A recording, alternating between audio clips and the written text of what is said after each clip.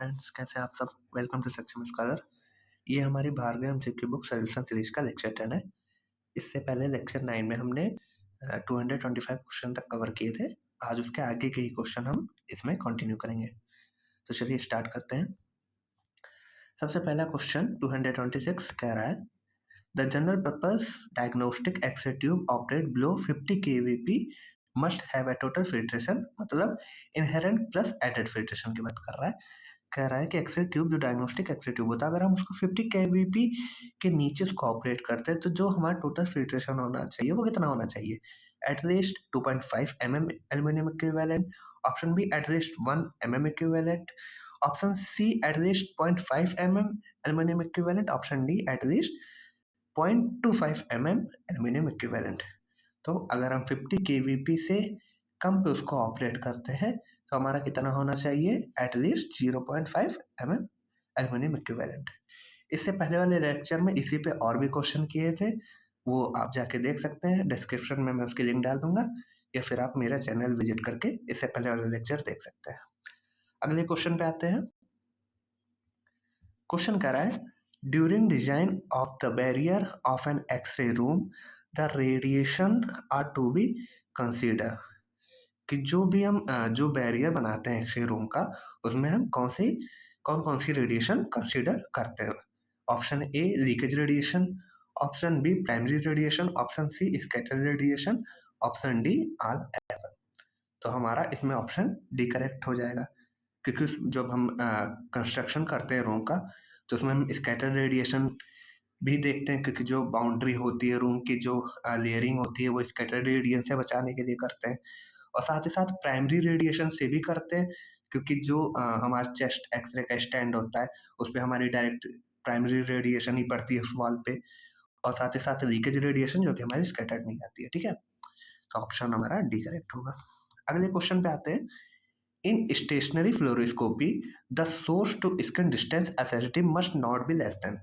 कह रहा है कि जो स्टेशनरी फ्लोरोस्कोपी होती है उसमें जो एसएसडी होती है, सोर्स टू स्किन डिस्टेंस, ये आप याद कर लीजिएगा। ठीक है, फुल फॉर्म ये भी आता है, must not be less than, कितने से कम नहीं होना चाहिए। Option A 35 centimetre, option B 25, option C 15 centimetre, option D 10 centimetre. तो जब हमारे स्टेशनरी में बात करेगा तो कितना होना चाहिए?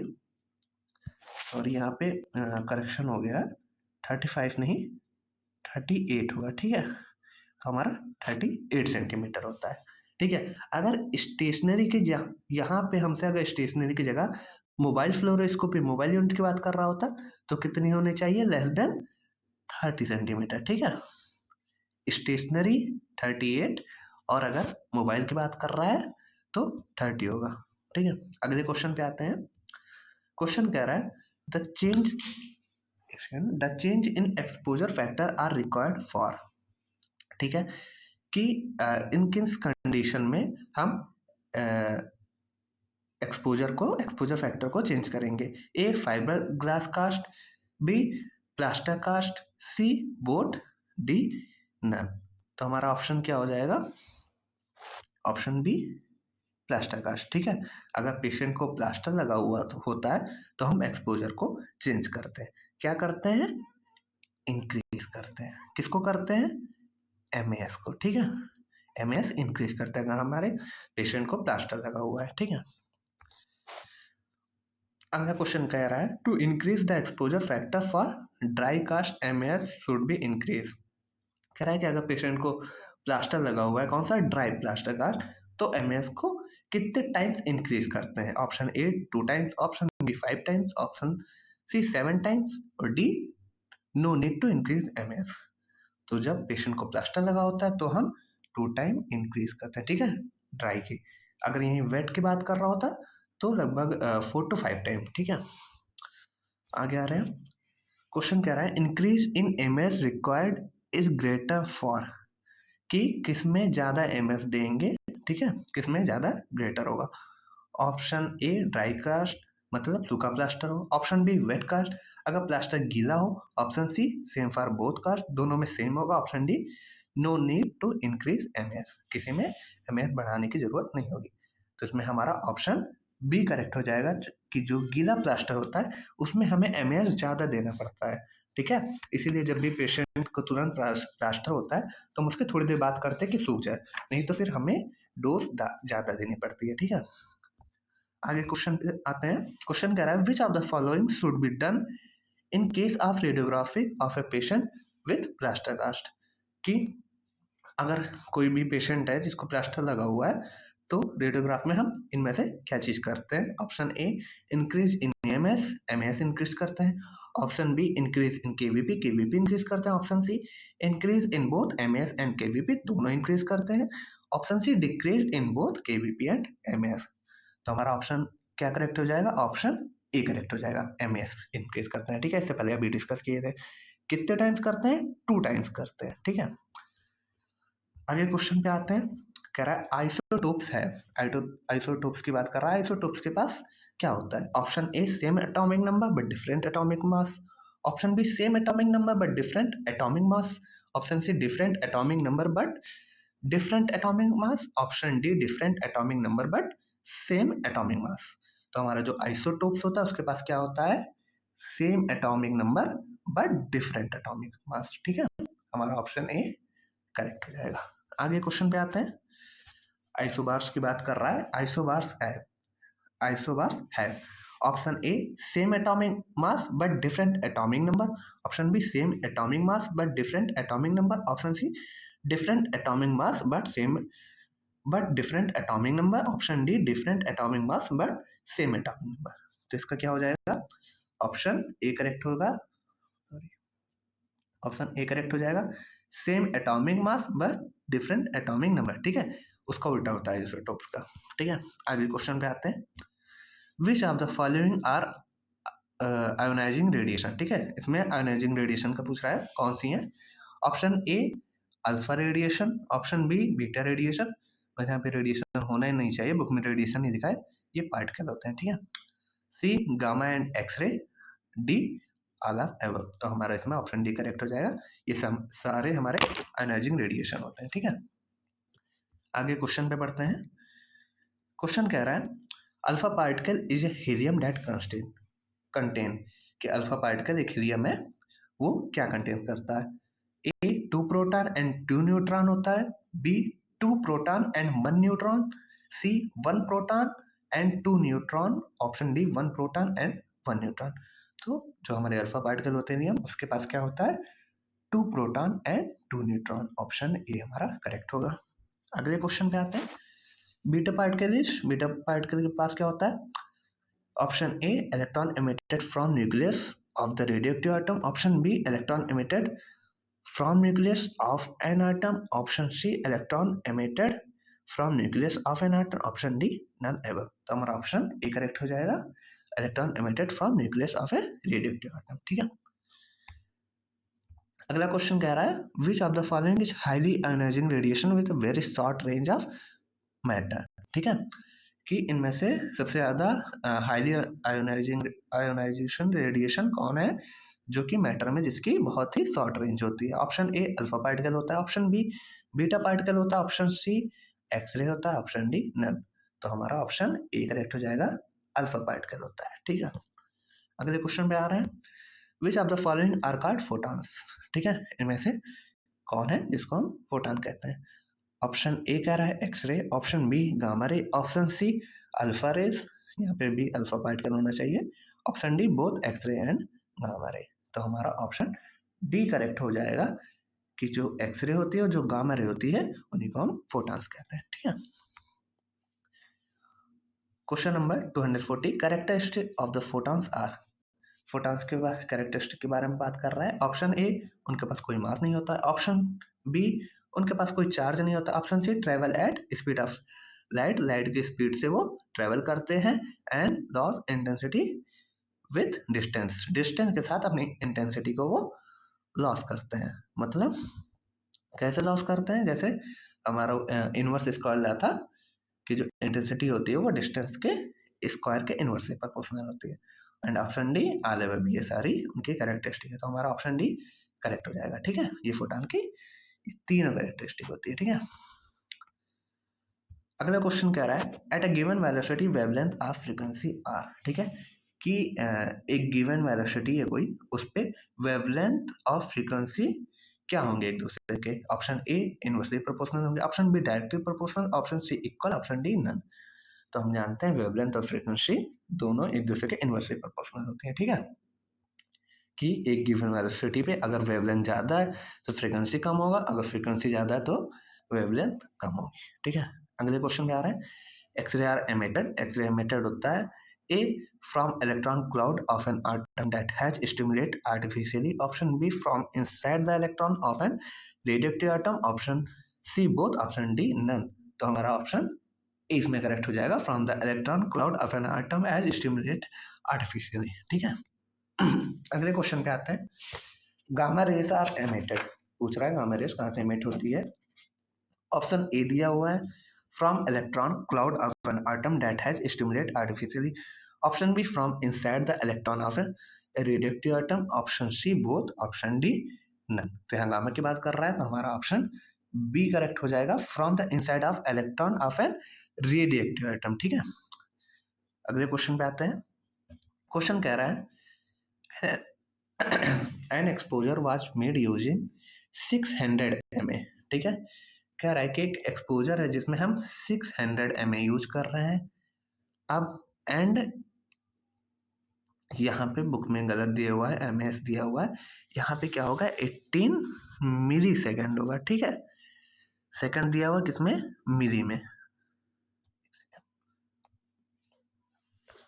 ms नहीं होगा, 18 मिली सेकेंड होगा, ठीक है। अब आगे बात करते हैं। अगर if the M is change, M change कर दिया जाए, कितना कर दिया जाए, 400 कर दिया जाए, which is the following exposure time और most closely approximate the original radiography density.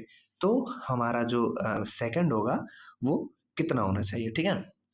Option A 16 ms, option B 0.16 second, option C 27 millisecond, option D 0.27 millisecond, ठीक है। अब इसको सॉल्व करने के लिए कैसे सॉल्व करेंगे। ये जो 600 mA दिया हुआ है, ये हमें क्या दिया हुआ है, मान लेते हैं ये हमारा MA1 है, ठीक है। ये जो हमें सेकंड दिया गया है, ये क्या मान लेते हैं, ये हमारा सेकंड क्या है, सेकंड 1 है। इसके साथ साथ 400 जो दिया हुआ है ये हमारा MA2 है, और फाइंड क्या करना है हमें, S2, ठीक है। अब जो फार्मूला यहाँ हम पुट करेंगे वो क्या पुट करेंगे, MA1 अपॉन में MA2, ठीक है, क्या हो जाएगा equal to S2 by S1 हो जाएगा, ठीक है। देन हमें फाइंड करना है, यहाँ पे हम वैल्यू पुट कर लेंगे सारी, ठीक है। बाद में हम क्रॉस मल्टीप्लाई करके इसको सॉल्व करेंगे, ठीक है। इसको आप सॉल्व करिएगा और इसका ऑप्शन हमें कमेंट बॉक्स में दीजिएगा, ठीक है। न्यूमेरिकल सॉल्व किया करिए, क्योंकि कोई ना कोई एक न्यूमेरिकल आ जाता है और जिसकी हमें आदत नहीं होती तो हमारे इसमें क्वेश्चन जरूर गलत होते हैं। अगले क्वेश्चन पे आ रहे हैं।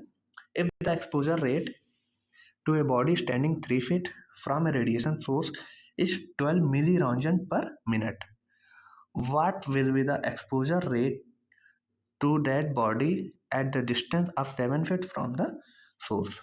इनवर्स इसका से क्वेश्चन है, कह रहा है इफ द एक्सपोजर रेट, कोई भी एक्सपोजर रेट है टू ए बॉडी स्टैंडिंग, अगर वो एक बॉडी के लिए जो कि 3 फीट दूर है फ्रॉम रेडिएशन सोर्स से, जो कि कितना है 12 मिलीरोentgen पर मिनट है, what will be the exposure rate, फिर एक्सपोजर रेट क्या होगा अगर वही डिस्टेंस 7 फीट हो जाए, ठीक है। तो हम जानते हैं क्या होता है, इंटेंसिटी क्या होती है, डिस्टेंस के इनवर्सली प्रोपोर्शनल होती है। तो यहाँ पे कैसे सॉल्व होगा, इसमें हमारा जो दिया हुआ है ये हमारा इंटेंसिटी 12 दिया हुआ है, I1 हो गया, ठीक है। जो डिस्टेंस दिया हुआ है ये हमारी D1 की डिस्टेंस हो गई, ठीक है। D2 दिया हुआ है, हमें क्या फाइंड करना है, I1 फाइंड करना है, ठीक है, सॉरी I2 फाइंड करना है। तो फार्मूला हम पुट कर देंगे I2 बाई I1, ठीक है। और क्या होता है, इनवर्सली प्रोपोर्शनल होता है, ठीक है। क्या हो जाएगा, तो D1 ऊपर होगा और D2 नीचे होगा, इन दोनों का होल स्क्वायर हो जाएगा, ठीक है। अब हम इसको पुट कर लेंगे, I2 फाइंड करना है, I1 की वैल्यू हमारी कितनी है 12 है, D1 की वैल्यू हमारी 3 स्क्वायर हो जाएगा 9 हो जाएगा, और D2 की वैल्यू हमारी 7 है, 49 हो जाएगी। ठीक है, क्रॉस मल्टीप्लाई करके हम इसको सॉल्व कर लेंगे। ऑप्शन हमारा 2.2 मिली रंजन आएगा। ठीक है, इससे क्वेश्चन आया था एमसीआरटी में भी, इससे क्वेश्चन मिले थे, इससे क्वेश्चन सबसे ज्यादा पुटअप होते हैं। तो न्यूमेरिकल इसके एक दो आप सॉल्व करके प्रैक्टिस कर लीजिएगा। अगले क्वेश्चन पे आ रहे हैं। Question 246, the effective range of X-ray beam is unrelated by option A filtration, option B low voltage, option C milliampere, option D all of the above. ठीक है, तो हमारा ऑप्शन बी करेक्ट हो जाएगा। जो effective energy of X-ray beam होती है वो किससे अनरिलेट होती है। ठीक है, किससे रिलेटेड नहीं होती है। तो फिल्ट्रेशन से भाई हमारे होती है, किलो वोल्टेज से होती है भाई, वही एनर्जी देता है। तो हमारा ऑप्शन सी करेक्ट हो जाएगा, मिली एम्पियर। किसके लिए होता है ये हमारा, क्वांटिटी के लिए। ठीक है, ऑप्शन सी करेक्ट हो जाएगा, अनरिलेट पूछा था। ठीक है, अगले क्वेश्चन पे आते हैं। कह रहा है the effective energy of the X-ray beam is increase by increasing the, क्या चीज इंक्रीज करने से इफेक्टिव एनर्जी इंक्रीज होती है। Option A milliampere, option B added filtration, option C second, option D none ever. Milliampere से हमारा यहाँ पे क्या मतलब है, ट्यूब करंट का। ठीक है, एडेड फिल्ट्रेशन तो फिल्ट्रेशन ही है, और सेकंड क्या है हमारा, एक्सपोजर टाइम। ठीक है, तो इफेक्टिव एनर्जी इंक्रीज करने के लिए क्या करते हैं हम एडेड फिल्ट्रेशन यूज करते हैं। ठीक है, एडेड फिल्ट्रेशन यूज करने से जो उसकी एनर्जी होगी, इफेक्टिव एनर्जी होगी, वो इंक्रीज हो जाती है। ठीक है, इंक्रीज एनर्जी वाले ही इलेक्ट्रॉन बचते हैं, इसलिए हम बोलते हैं। अगले क्वेश्चन पे आ रहे हैं। The effective energy of the X-ray beam is increased by increasing the, ठीक है, option A kilovoltage, option B second, option D, option C milliampere, option D none of the above. वही effective energy कैसे increase होगी भाई, क्या increase करने पे, kilo voltage ये हमारा केवीपी होता है। ठीक है, सेकंड क्या होता है हमारा, अभी बताया, एक्सपोजर टाइम होता है, और मिली एम्पियर क्या होता है, ट्यूब करंट। ठीक है, ट्यूब करंट इंक्रीज करने से क्या होता है, नंबर ऑफ इलेक्ट्रॉन इंक्रीज होते हैं। ठीक है, सेकंड एक्सपोजर से भी हमारा एमएस पे ही इफेक्ट पड़ता है। ठीक है, केवीपी इंक्रीज करने से हमारे इलेक्ट्रॉन को एनर्जी मिलती है। ठीक है, तो हमारा ऑप्शन ए करेक्ट हो जाएगा। ठीक है, किलो वोल्टेज इंक्रीज करने से इफेक्टिव एनर्जी इंक्रीज होगी। ठीक है, अगर यहीं पे पोटेंशियल दिया हुआ होता कि पोटेंशियल डिफरेंस कैसे इंक्रीज होगा, तो हमारा किलो वोल्टेज होगा। ठीक है, इलेक्ट्रॉन की एनर्जी पूछा होता तो हमारा किलो वोल्टेज होता। ठीक है, अलग अलग लैंग्वेज में क्वेश्चन पुट अप होंगे, इससे पहले इस पे बहुत सारे क्वेश्चन बन चुके हैं अलग अलग लैंग्वेज में। ठीक है, तो आप समझ लीजिए, बाकी इसमें कोई प्रॉब्लम नहीं होगी, लैंग्वेज वो चेंज करेगा, आप सॉल्व कर लेंगे। आगे क्वेश्चन पे आते हैं। Geometric unsharpness is most likely to be greater, पूछ रहा है ज्योमेट्रिक अनशार्पनेस की बात कर रहा है, मतलब किसकी बात कर रहा है, रिजोल्यूशन डिक्रीज की। ठीक है, unsharpness, option A at long side, option B at the anode end of the image, option C with small focal spot size, option D at the cathode end of image. तो हमारा option D correct हो जाएगा, at the cathode पे end of the image के। ठीक है, अगले question पे बढ़ते हैं। क्वेश्चन लास्ट ये हमारे लेक्चर का है। क्वेश्चन कह रहा है which of the following wavelength has the 100% voltage drop between peak voltage. Question कह रहा है जीरो से पीक वोल्टेज तक की जो केवीपी होती है वो 100% वोल्टेज ड्रॉप किस में होता है। ठीक है, मतलब क्वेश्चन हमारा रिपल फैक्टर में पूछ रहा है। ठीक है, 100% रिपल फैक्टर किस में होता है। ऑप्शन ए कह रहा है सिंगल फेज में होता है, ऑप्शन बी 3 फेज यानी 6 पल्स, ऑप्शन सी 3 फेज यानी 12 pulse, option D high frequency. तो हमारा सिंगल फेज में हमारा 100% रिपल फैक्टर देखने को मिलता है, या फिर हम maximum ripple factor single phase में देखने को मिलता है। ऑप्शन ए करेक्ट होगा। ठीक है, ये आप याद कर लीजिएगा, 3 फेज में 6 पल्स होते हैं, सॉरी ये दोनों सेम नहीं है, गलत है। ठीक है, तो हमारा जो सिंगल फेज होता है उसमें क्या होता है, मैक्सिमम रिपल फैक्टर। ठीक है, 100%, कोई भी ऑप्शन दिया हो सकता है। ठीक है, आई होप इसमें ये लेक्चर आपको समझ आया हो। इसमें अभी कुछ और लेक्चर होंगे, उसके बाद ये हमारा बेसिक रेडिएशन फिजिक्स कंप्लीट हो जाएगा। ठीक है, इससे पहले वाले लेक्चर देखने के लिए आप हमारे चैनल पे विजिट करिए और उसको सब्सक्राइब कीजिए, आने वाले लेक्चर आपको मिल जाएंगे। Okay, thank you so much.